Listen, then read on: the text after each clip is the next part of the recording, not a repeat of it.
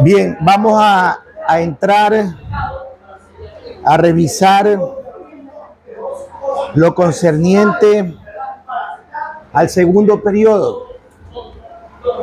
¿Cuál es el título del segundo periodo? La iglesia perseguida. El segundo periodo tiene que ver con la iglesia perseguida, ¿verdad? La iglesia perseguida.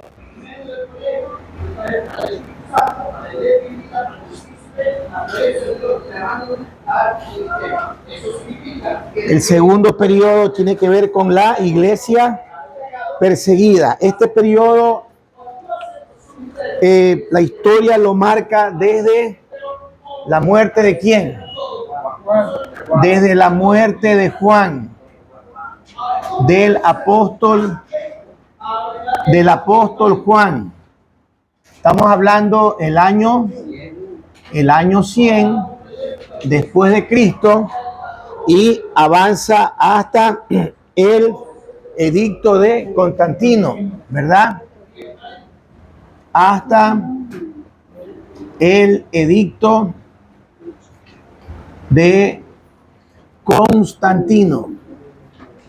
Estamos hablando de el año 313 después de Cristo, ¿no? Muy bien. Entonces, cuando nosotros revisamos este segundo periodo,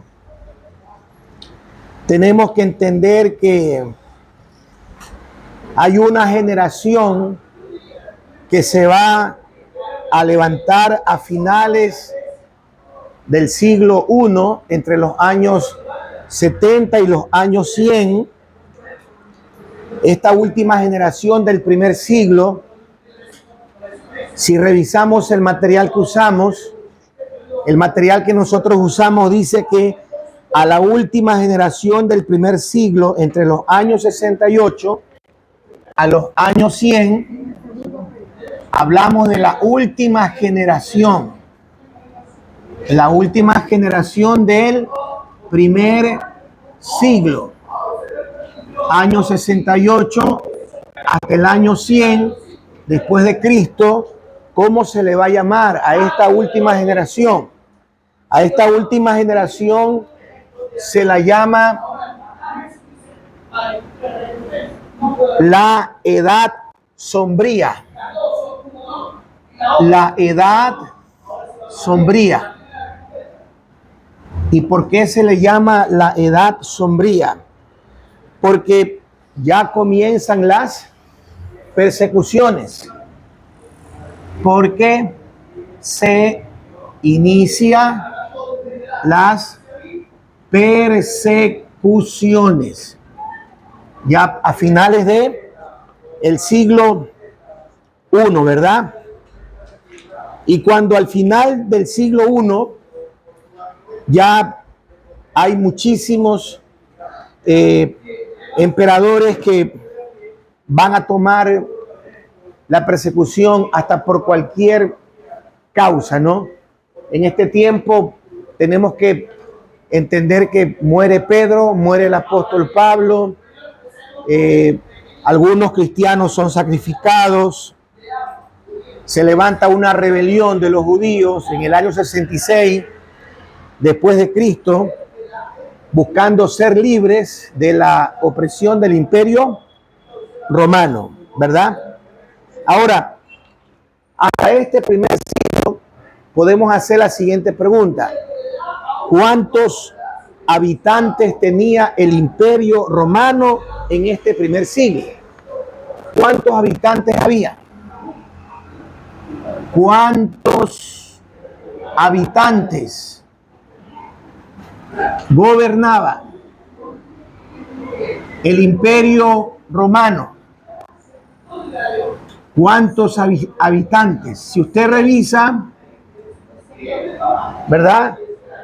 Si usted revisa el material le va a dar una cantidad aproximada. Se cree que el Imperio Romano para esa época gobernaba un total de 120 millones de personas. 120 millones de personas. Ahora, si esta cifra la sometemos a la tradicional cifra, porque para muchos la cifra tradicional de los que habitaban en el Imperio Romano se cree que eran entre los 60 y 100 millones de personas. La cifra tradicional. Otros estudios recientes también coinciden con la cifra tradicional entre 60 y 100 millones. Y de estos 60 o 100 millones de habitantes que gobernaba el Imperio Romano, aproximadamente 1/4 eran soldados. 1/4 eran soldados disciplinados y expertos en guerra, ¿verdad? Y si Roma gobernaba para este tiempo con tanta cantidad de gente, la otra pregunta que surge es ¿cómo consideraba el gobierno romano a la Iglesia de Cristo? ¿Cómo consideraba? ¿Cómo consideraba el Imperio Romano a la Iglesia de Cristo? ¿Cómo la consideraba? ¿Verdad? Porque debo decirles que el Imperio Romano daba mucha libertad a los pueblos conquistados. Un pueblo conquistado lo tenía subyugado con impuestos, pero al mismo tiempo le daba libertad. Libertad a su lengua, libertad a su idioma, libertad a sus costumbres, libertad a su credo, a su religión, mientras no se rebelen contra el imperio.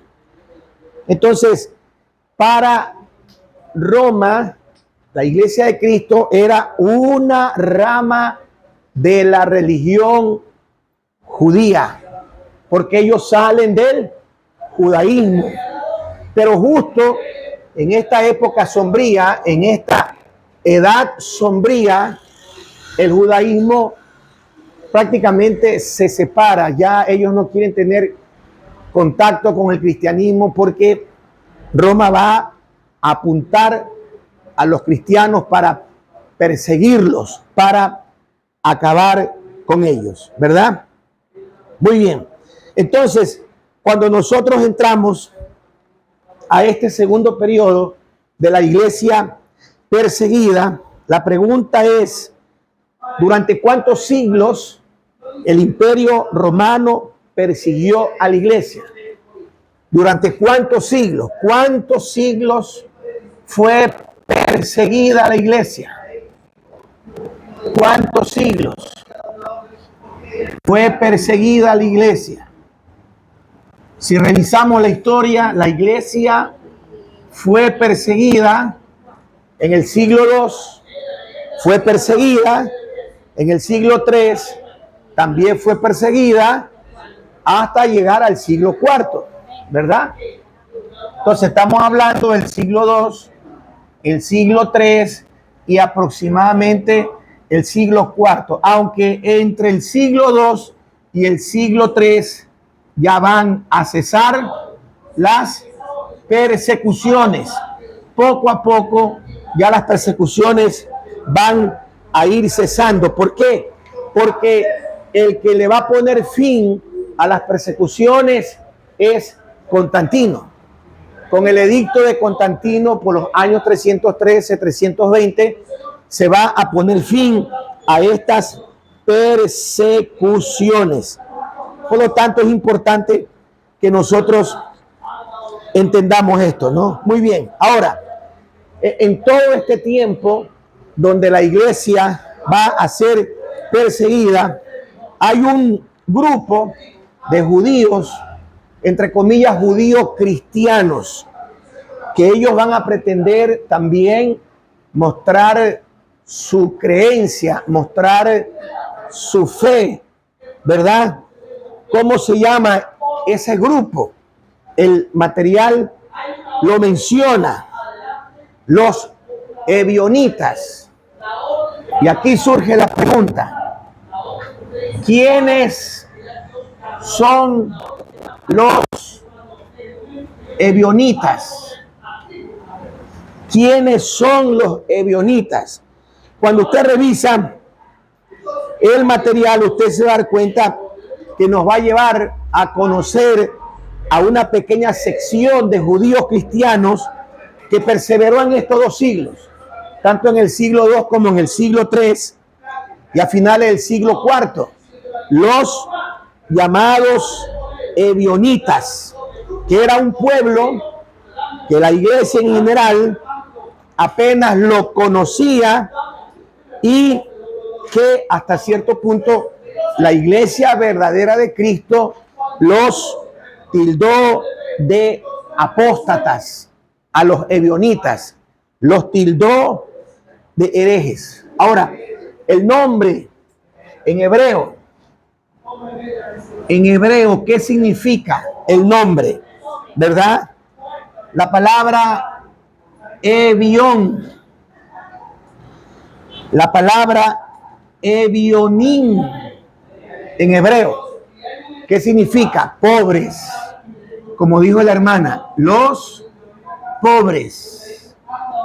Y estos se hacen llamar pobres porque Cristo en el Sermón del Monte, en Mateo capítulo 5, versículo 3, dijo: bienaventurados los pobres en espíritu, hablando de el término hebreo ebionín, bienaventurados los ebionín o los pobres. Entonces ellos van a hacerse llamar los pobres. Es más, en la época de la iglesia primitiva, Hechos capítulo 2, versículo 44 y versículo 45. Hechos capítulo 2, verso 44 y verso 45 da una referencia acerca de los pobres. Dice el texto: todos los que habían creído estaban juntos y tenían en común todas las cosas, y vendían sus propiedades y sus bienes y los repartían a todos según la necesidad de cada uno de ellos. Entonces los ebionitas tomaron ese nombre con orgullo porque ellos se hicieron llamar los verdaderos pobres de Dios. Ahora, ¿cuándo surge este grupo de los ebionitas? Este grupo surge por los años 70. Por eso hablamos de la última generación del primer siglo. Este grupo surge por los años 70, cuando los judíos cristianos huyen de Jerusalén a un sinnúmero de localidades, entre ellas la ciudad de Peya, la ciudad de Transjordania, debido a la destrucción que sufre el templo. Y en esa huida, los judíos se mezclan con judíos que no aceptaban completamente que Jesús era Dios. No aceptaban completamente que Jesús era Dios, simplemente que Jesús era un profeta más. En el siglo II y en el siglo III, los padres de la iglesia, entre ellos Ireneo, Tertuliano, Orígenes, Eusebio, Epifanio, todos estos padres de la iglesia que van a ser cristianos apologéticos en el siglo II y el siglo III, ellos van a rechazar a los ebionitas porque los van a declarar apóstatas y porque los van a declarar herejes. La pregunta es por qué los padres de la iglesia del primer siglo, del segundo y tercer siglo, rechazan a los ebionitas por su doctrina, por su posición teológica. Y cuando usted revisa en qué creían los ebionitas, entonces usted va a coincidir con los padres de la iglesia. Por ejemplo, cuando hablamos de Jesús, el tema de Jesús, los ebionitas solo creían que Jesús era un simple hombre, un profeta como Moisés, un profeta como Jeremías, como Isaías, pero no lo aceptaban como el Hijo de Dios. Por lo tanto, ellos negaban la divinidad del Señor Jesús. ¿Entiende ahora por qué los padres de la iglesia los van a tratar como apóstatas y como herejes? En cuanto al nacimiento virginal de Cristo, los ebionitas sostienen que María no fue virgen. Ellos enseñaban o negaban que María fuera virgen y sostenían que José era el verdadero padre biológico del Señor Jesús. En cuanto a la ley, ellos sí guardaban la ley de Moisés en todo lo que concierne a la ley de Moisés. En cuanto al apóstol Pablo, nunca aceptaron sus escritos. Las cartas paulinas, las epístolas paulinas, nunca la aceptaron, porque decían que Pablo era un apóstata. ¿Y por qué? Porque Pablo, el tema central de Pablo es la gracia, ¿no? El tema de la gracia. Solo aceptaban la carta de Pedro y la epístola de Santiago. En cuanto a la Biblia o a los escritos sagrados que se van a sumar en el siglo II y el siglo III, porque usted sabe que en el siglo III el Concilio de Nicea es el que da aprobación a la formación del canon de lo que hoy conocemos como la Biblia. Entonces ellos van a rechazar los evangelios, solo se van a quedar con un evangelio. Ellos van a reconocer, los ebionitas van a reconocer que solo Mateo es el único evangelio que pueden reconocer, ya que el evangelio de Mateo, hermanos, aunque el canon bíblico del Nuevo Testamento se sostiene que se escribe en el idioma griego koiné, tenemos que entender que los autores son hebreos, son judíos hebreos, y ellos en su escrito original escribieron en su lengua. Claro que después se llevaron a cabo las traducciones. Y en cuanto a la salvación, los ebionitas enseñaron pues que uno si quiere ser salvo tiene que cumplir con la ley. Tiene que cumplir con la ley para luego poder ser salvo. Allá va el texto del apóstol San Pablo cuando dice que si alguno enseñase otro evangelio, el tal sea anatema. Cuando Pablo escribe eso en Gálatas capítulo 1, se está refiriendo al judaísmo, ya que el judaísmo entró a las iglesias de Galacia para mezclar la ley con la gracia.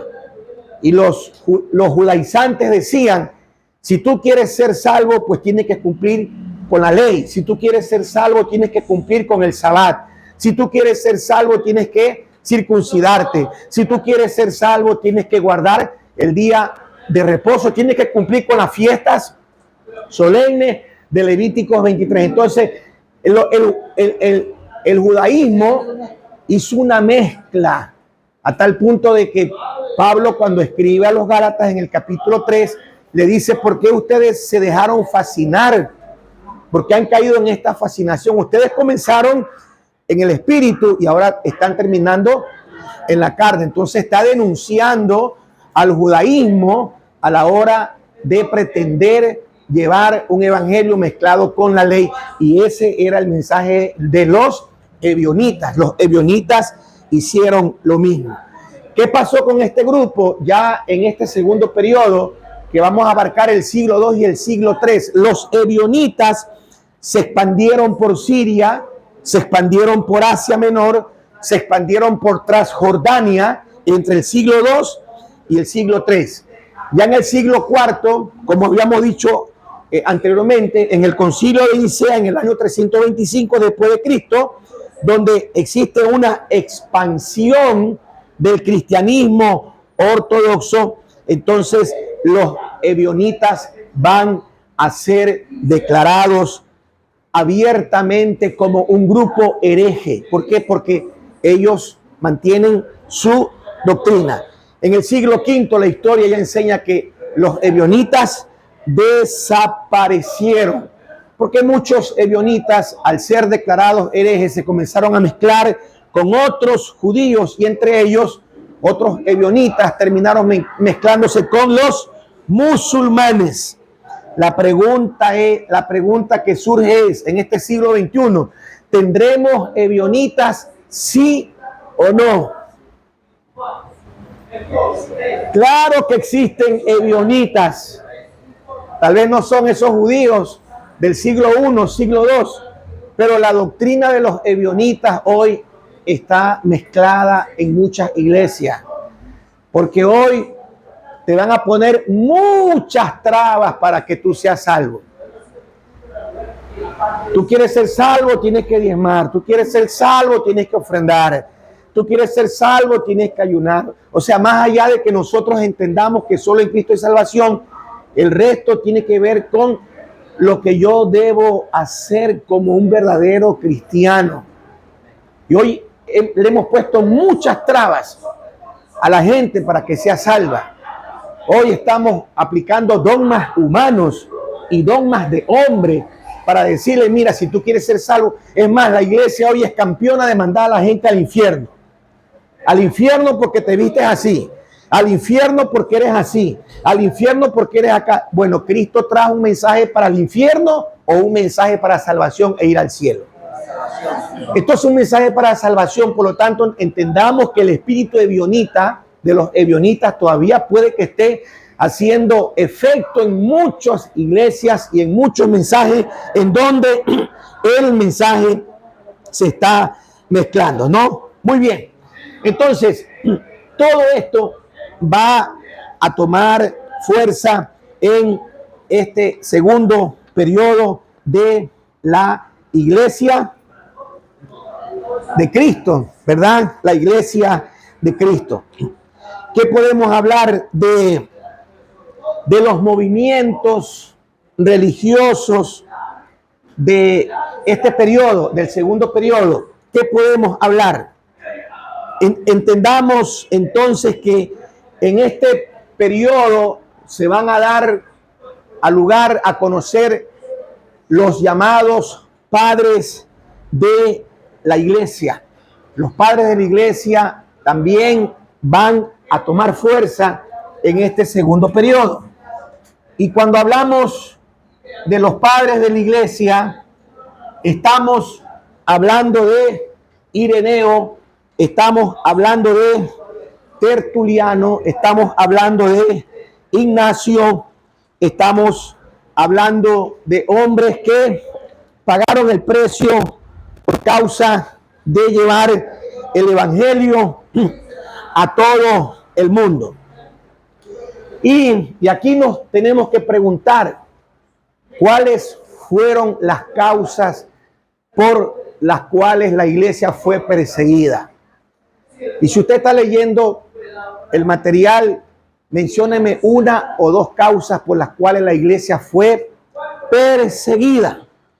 ¿Cuáles fueron las causas por las cuales la iglesia va a ser perseguida? Arrancando desde esta edad sombría, desde el año 70 al año 100 y de ahí para allá el siglo II y el siglo III, van a ser perseguidos, hermanos.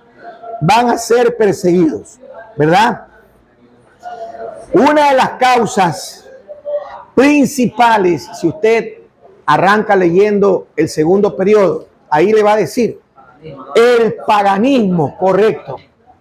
El paganismo. El paganismo es una de las causas principales por las cuales la iglesia de Cristo va a ser perseguida. Entendiendo, hermanos, que el imperio romano va a construir templos a los dioses y esos templos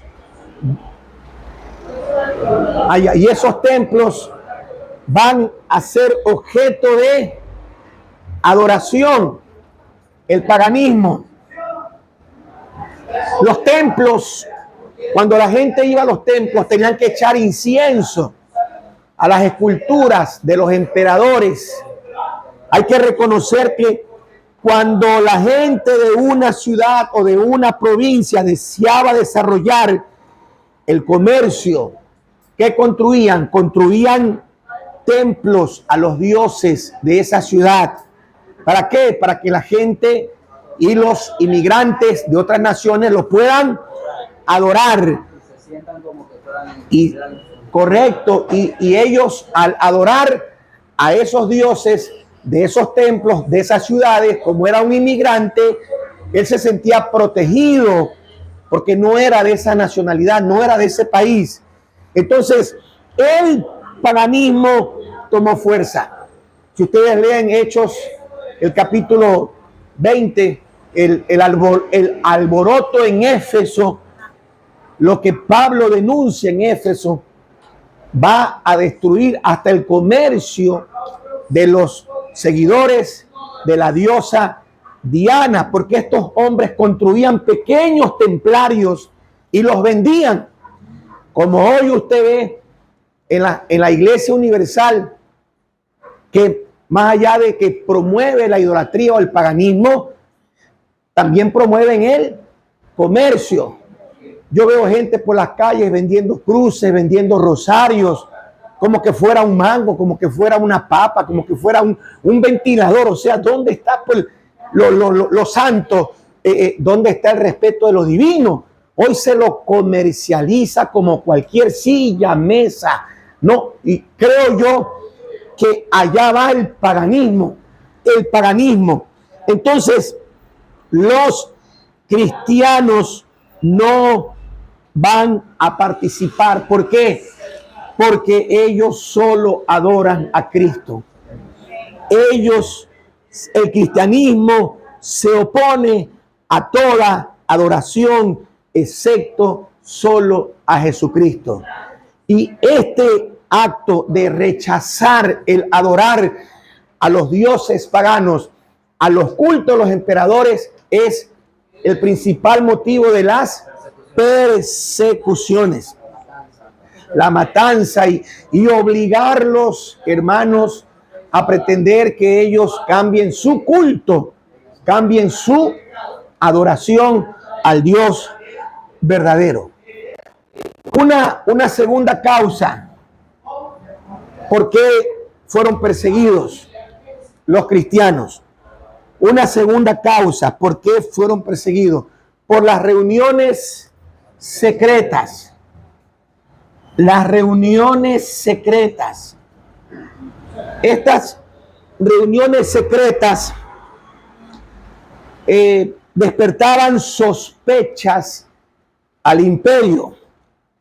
Los cristianos, al no tener templo, porque ellos no hicieron templo, Cristo dijo a la mujer samaritana, llega la hora, hablando de su crucifixión, de su muerte, de su resurrección, que ni en este monte, ni en el templo de Jerusalén adoraréis al Padre, porque el Padre busca adoradores que le adoren en espíritu y en verdad.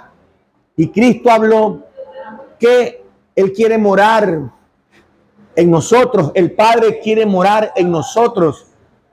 Cristo supo decir que si nosotros cumplimos con la palabra, el Padre moraba en nosotros. Por lo tanto, ellos hacían sus reuniones secretas. Ellos no podían construir templos. Estas reuniones secretas fueron mal interpretadas por el Imperio Romano. Comenzaron a circular rumores de ritos lascivos, comenzaron a circular rumores de ritos criminales que se llevaban a cabo dentro de estas reuniones secretas. Uno de los temas que va a llamar la atención tiene que ver con la cena del Señor. En esas reuniones secretas ellos hacían ver que ellos comían la carne de Cristo, el cuerpo de Cristo y la sangre de Cristo. Entonces la gente corría a informar y a decir, esos son caníbales, esos están comiendo carne humana, esos están bebiendo sangre humana, porque ellos no entendieron que esto era un acto simbólico, una representación simbólica. Todas estas cosas se llegaron a malinterpretar. Entonces, el gobierno o el imperio sospechaba de todos estos cultos y dentro de las leyes romanas había un castigo para estas sociedades secretas. Roma castigaba a estas sociedades secretas porque las tenía como amenaza, ya que podían crear propósitos desleales al imperio romano, ¿verdad? Muy bien. La otra causa, ya se la manifesté, por la otra causa de la persecución es la cena del Señor. Denunciaron a los cristianos de ser caníbales, denunciaron a los cristianos de ser criminales. La cena del Señor era una cena donde excluían a todo extraño. Nadie que no era seguidor de Cristo podía participar de la cena del Señor. Por lo tanto, en esta ceremonia ellos excluían a todos los cristianos y a menudo esto se llevó a pensar en que los que eran excluidos presentaban acusaciones en contra de las reuniones de los cristianos porque los excluían, porque los separaban y por ende iban a los tribunales a denunciarlos porque lo han excluido, porque lo han separado, y esto también generó persecución. El cristianismo no hacía distinción entre los que se reunían. Claro que la cena del Señor era muy exclusiva, pero cuando se reunían para adorar, los cristianos no hacían una excepción de personas. Se reunían esclavos, se reunían gente de dinero. Para ellos eran todos iguales. Aquí en la reunión, cuando se adoraba a Cristo, nadie era más y nadie era menos. El cristianismo no hacía distinción entre los hombres, tampoco lo hacía entre sus miembros, ni en el trabajo que estas personas al ir al culto realizaban. Incluso un esclavo podía ser elegido como un líder, como un anciano, como un diácono dentro de la iglesia, y el que estaba reunido podía ser hasta su amo, ¿verdad? Podía ser hasta su amo. Entonces, ¿esto qué generó? Esto generó una ignominia para los nobles. La palabra ignominia, usted la encuentra en Proverbios, el capítulo 3, el versículo 35. ¿Qué dice el libro de Proverbios? El capítulo 3, el versículo número 35. Los sabios heredan la honra, pero los necios cargan con su ignominia. ¿Y qué es ignominia? Ignominia es vergüenza. Ignominia es deshonra. Ignominia es desgracia que una persona puede experimentar como consecuencia de sus acciones pecaminosas o una falta de integridad moral. Entonces, fueron acusados de ignominia, fueron acusados por el Estado, y esto también generó persecución, ¿verdad? Ahora, ¿qué otras cosas más llevaron a que la iglesia de Cristo sea perseguida? El diferente estilo de vida. El diferente estilo de vida. ¿Qué estilo de vida tenían los cristianos del primer siglo, del siglo II, del siglo III? La vida piadosa de un cristiano era una amenaza para el imperio romano. Era una amenaza para el pagano, la vida cristiana. Era una amenaza. Los paganos y los romanos y la gente que vivía una vida de libertinaje se sentían amenazados con la vida cristiana, la vida piadosa de los cristianos. La justicia que ellos practicaban los separaba de aquellos que hacían actos ilegales, de aquellos que hacían actos de injusticia. Entonces los cristianos, debido a su diferente estilo de vida, eran considerados diferentes y distantes porque rehusaban participar de muchas prácticas sociales en donde la vida pecaminosa era al orden del día. Entonces, esta es otra causa por la cual a los cristianos los comenzaron a perseguir. ¿Qué otra causa más llevaron a los cristianos a ser perseguidos? La oposición al modo de vivir, tanto político como social.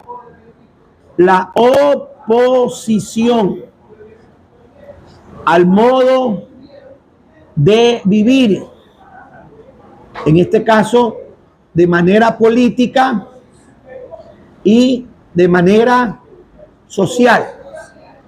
Cuando hablamos de la oposición al modo de vivir, los cristianos del siglo I, el siglo II, el siglo III, ellos vivían de acuerdo a qué cosa? A la palabra de Dios. Era natural para los cristianos que den a conocer su punto de vista en relación con temas de política y en relación con temas de carácter social. Ellos tenían su criterio con respecto al matrimonio. Ellos tenían su criterio con respecto al sexo. Ellos tenían su criterio con respecto al trabajo. Ellos se oponían al trabajo de fabricar ídolos. Ellos tenían su criterio con respecto a la esclavitud. Porque ahora en Cristo, más allá de que hay una libertad espiritual, ellos también apelaban a que la persona que es cristiano pues debe gozar de esa libertad social. Entonces, la verdad que con ese estilo de vida y con ese rechazo al modo de vivir del siglo I, siglo II, entonces este fue otro motivo por el cual ellos fueron perseguidos. ¿Qué otro motivo sumamos que llevó a los cristianos a ser perseguidos? Las calumnias. Las calumnias contra ellos. Los cristianos en el siglo I y en el siglo II, en el siglo III, fueron calumniados por la gente. Los servicios de adoración privados que ellos tenían fue motivo de calumnia. Las reuniones secretas que tenían ellos fueron motivos de calumnias. ¿Cuáles eran las calumnias? Ellos decían que los cristianos en esas reuniones secretas se reunían a hacer orgías sexuales. Calumnias. También, ¿por qué dijeron que se reunían a hacer orgías sexuales? Porque los cristianos practicaban la llamada fiesta ágape. La mala interpretación de la fiesta del amor o la fiesta ágape. La mala interpretación del ósculo santo. Porque Pablo dice, salúdense con ósculo santo. ¿Y qué es el ósculo santo? El beso santo. Póngale cuidado. No el beso santo. No el beso carnal. ¿Verdad? Entonces, todos estos temas de la fiesta del ágape, la fiesta del amor y el ósculo santo, los habitantes de estos periodos llegaron a calumniarlos porque ellos hacían sus orgías sexuales, ¿verdad? La otra acusación o la otra calumnia era una calumnia de el canibalismo, que ellos practicaban el canibalismo. ¿Por qué? Porque malinterpretaban las palabras de la ceremonia de la cena del Señor, cuando decían que hay que comer la carne de Cristo o hay que beber la sangre de Cristo. Pablo dice en 1 Corintios, el capítulo 11, versículo 23, porque yo recibí del Señor lo que también os he enseñado. La noche que el Señor Jesús fue tomado, dice el apóstol Pablo, él compartió el pan, partió el pan y le dijo a sus discípulos: haced esto en memoria de mí. Después compartió la copa y también dijo: beban de todos ellos. Y el verso 26 dice: cada vez que ustedes partan el pan y cada vez que ustedes beban el vino, la muerte del Señor anunciáis hasta que Él venga. Entonces el compartir el pan y el compartir el vino, más allá de participar en su misericordia de la cena del Señor, me lleva a un compromiso. Cada persona que cena se compromete ¿en qué? Se compromete en anunciar la muerte de Cristo. Anunciar, el vocablo griego es kerigma, kerigma, y kerigma es anunciar, kerigma es proclamar y kerigma es predicar. La palabra griega es kerigma, que habla de anunciar, habla de proclamar y habla de predicar. Cada vez que coman el pan y beban la copa, dijo Pablo, la muerte del Señor kerigma. La muerte del Señor kerigma, anunciáis. O sea, la muerte del Señor tú tienes que proclamar, la muerte del Señor tú tienes que predicar. ¿Hasta cuándo? Hasta que Cristo venga. Ahora, si usted cena y no predica, usted no debe cenar, porque usted no está predicando. ¿Quiénes cenan? Los que van a predicar. Y si usted no cena, usted no debería cenar, porque usted no va a cumplir con el compromiso, la muerte del Señor anunciáis hasta que Él venga. De ahí el versículo 27 de 1 Corintios capítulo 11, ¿cuál es el título? Comer indignamente, comer indignamente. Y el versículo 27 habla de cenar indignamente, pero yo no puedo separar el versículo 26 del versículo 27, más allá de que hay un título, porque cuando se escriben los escritos sagrados no hay esta separación. Entonces yo tengo que preguntarme en qué consiste cenar indignamente. Cenar indignamente es cuando usted cena y todo el mes nunca predicó, nunca predicó, nunca habló de Cristo, nunca evangelizó. Eso es cenar indignamente. Hoy hemos llenado de muchas prohibiciones a los hermanos a la hora de cenar, pero están predicando. Hay mucha gente que está predicando, pero sin embargo no lo dejan cenar. En cuanto a eso, hay iglesias que le permiten a los miembros cenar. Sí, es importante que entendamos esto, ¿no? Eso ya tiene mucho que ver con la estructura de la iglesia, con la denominación de la iglesia y con los estatutos de la iglesia. Porque hay iglesias que van a prohibir a muchas personas participar de la cena del Señor. Eso a veces pasa por el filtro de los estatutos, pasa por el filtro de la denominación, pasa por el filtro de los dogmas que se practican dentro de la iglesia. Pero nosotros cuando vemos a un señor estableciendo la cena a los 12, ahí tiene uno que después lo va a negar y cena. Ahí tiene otro grupo que va a huir a la hora de que lo arrestan y cenan. Y ahí tiene uno que lo va a vender y cena. Entonces, importante es que entendamos esto, ¿no? La verdad que entrar a tocar estos temas es un poco polémico, porque a veces uno no va a agradar a muchos pastores cuando escuchen este video, ¿no? Pero eso ya queda dentro de la doctrina, dentro de la postura, los filtros, los estatutos, los reglamentos internos, la denominación. Lo que yo estoy enfatizando es lo que dice la Biblia. Yo me paro en esa parte, en lo que la Biblia dice. ¿Dónde está el que tú cenas indignamente? Bíblicamente es cuando no predicas. Cuando tú no predicas, entonces ¿para qué vas a cenar? Si tú no vas a hacer el querigma, no vas a anunciar, no vas a proclamar, no vas a predicar, tú no debes cenar, porque no te estás comprometiendo con la tarea de anunciar la muerte de Cristo hasta que Él venga, ¿verdad? Muy bien. ¿Qué otra cosa más podemos hablar?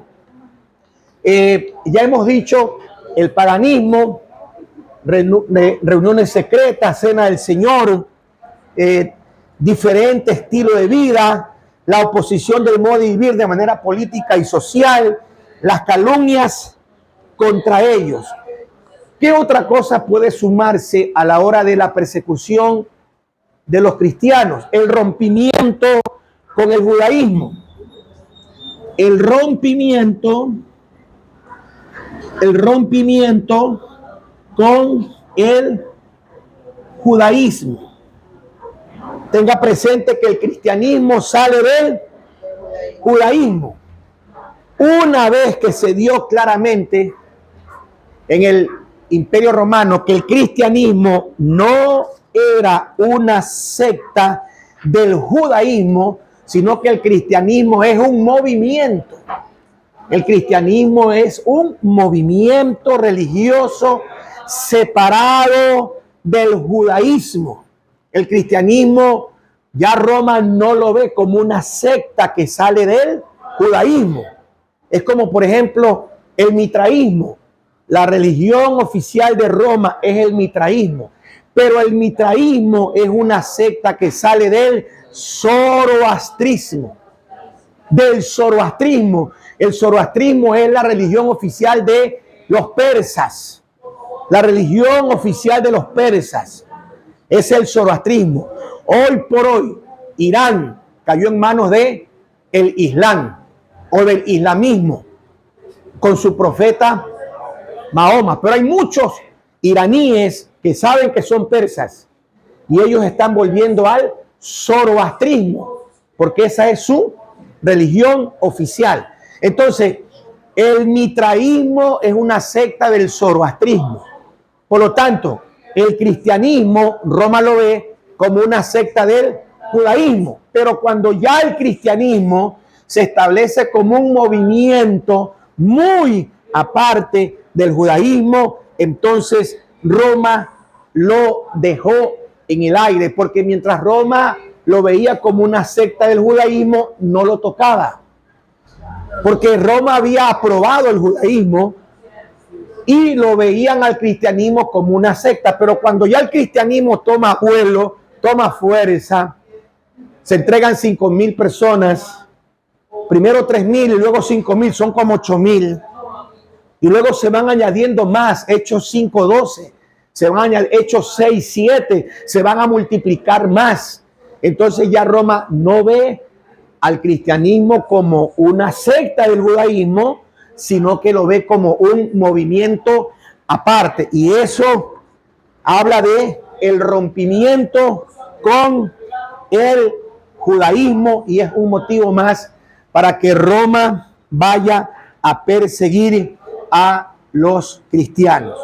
¿Qué otra cosa más podemos sumar como motivo de persecución en contra de la Iglesia de Cristo? Los factores económicos. Los factores económicos también se van a sumar.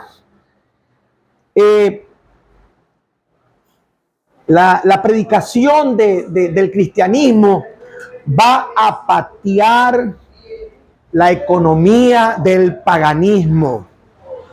La predicación del cristianismo va a patear la economía de los brujos. de los hechiceros, de los agoreros, de los sortílegos. Ya la gente no va a comprar esa agüita amarilla, ya no va a comprar que el jabón de ruda, ya no va a comprar. Hoy ustedes hay muchas iglesias que venden un montón de boberas, ¿verdad? Y le hacen meter fe a esas cosas, dejando de lado la fe en el Señor. Entonces, el cristianismo, la enseñanza cristiana en el siglo I, en el siglo II, despedazó la esfera económica, como Pablo lo denuncia en lo que pasó en Éfeso. Ya dejaron de comprarle esos templarios que construían estos hombres idólatras, ya dejaron de comprar las imágenes, las esculturas en miniatura de los templos de Roma, ya los dejaron de comprar. Para una sociedad pagana dependiente de la industria relacionada con la manufactura de ídolos, el cristianismo era una amenaza. A estos cristianos yo no los quiero aquí porque ya no puedo vender el rosario, ya no puedo vender el crucifijo, no puedo vender de pronto tantas cosas que hoy lamentablemente han confundido al pueblo y que lo llevan a comprar un montón de cosas. Entonces, a pesar de todas las causas por las cuales el cristianismo sufrió persecución, a pesar de todas estas causas por las cuales la persecución hizo que el cristianismo continúe extendiéndose. El cristianismo no se escondió, el cristianismo no tuvo temor, el cristianismo no abandonó sus filas. Esto hizo que el cristianismo continúe extendiéndose, de manera que para finales del siglo I, finales del siglo II, vamos a encontrar un cristianismo sólido, firme y fuerte, que en el siglo III, en el edicto de Constantino ahora decide unir a la iglesia con el cristianismo. Entonces, entendamos, hermanos, que más allá de la persecución que la iglesia pueda vivir, el evangelio no desapareció. La predicación de Cristo no desapareció, ¿verdad? Cristo muere para muchos biblistas y revisando la cronología, Cristo muere por los años 30, porque apuntan que Cristo nace por el año 3, año 4 antes de Cristo, por lo tanto muere en el año 30 de la era cristiana. Otros dicen que Cristo muere por el año 33 de la era cristiana. Y nosotros caminamos en este siglo XXI, ya mismo se va el año 2026, caminamos al año 2030. En el año 2030 podemos decir que ya Cristo tiene 2000 años de haber sido crucificado, ¿verdad? Pero sin embargo, aunque pasen 2000 años, el mensaje sigue vivo, el mensaje sigue latente, el mensaje sigue con una esperanza de vida para la humanidad. Aunque hoy lidiamos una generación gnóstica, una generación escéptica, una generación atea, y por qué no decir, de acuerdo al Salmo 14, una generación necia que dice que no hay Dios. Sin embargo, el cristianismo sigue vivo. ¿Quién mantiene vivo al cristianismo? Nosotros, la iglesia de Cristo. Y cuando hablo de iglesia, no hablo de la Nazareno, no hablo de la Cuadrangular, no hablo de la Bautista, ni de la... No hablo de denominaciones, hablo de nosotros. Cada uno de nosotros hacemos vivo a Jesucristo en donde estamos. En el norte, en el sur, en el oriente, en el occidente, de Guayaquil o del Guaya o del Ecuador o del mundo entero, nosotros hacemos vivo a Cristo. Y Cristo seguirá siendo el Rey de Reyes y el Señor de Señores, ¿verdad? Entonces, ¿qué tenemos que hacer en este tiempo? Defender la fe. Defender la fe establecida en la palabra de Dios. Y ahí vamos a conocer que en el siglo II y en el siglo III se levantaron muchos apologistas para defender la fe. Y hoy el Señor requiere de cristianos apologéticos, que aprendamos a defender la fe. ¿Y cómo se defiende la fe? La fe se defiende con nuestro estilo de vida. Un estilo de vida. Un estilo de vida diferente. Así defendemos la fe. Mandamos abajo la brujería, la idolatría. Mandamos abajo el escepticismo. Mandamos abajo el gnosticismo. Mandamos abajo toda postura científica que quiera negar a Jesucristo y la fe en la palabra de Dios. Mandamos abajo al mismo necio a través de nuestro estilo de vida. La única manera de que Cristo siga vivo es mostrándolo con mi estilo de vida. Un estilo de vida que muestra un Cristo que me ha cambiado. Que me ha cambiado. Así que pórtate bien. Pórtate bien. Haz tus deberes. Cumple como esposo, cumple como esposa, cumple como padre, cumple como hijo, cumple como trabajador, sé responsable, ¿verdad? Ven a estudiar y paga tu mensualidad. Aleluya. Ok, muchas gracias. Muchas gracias.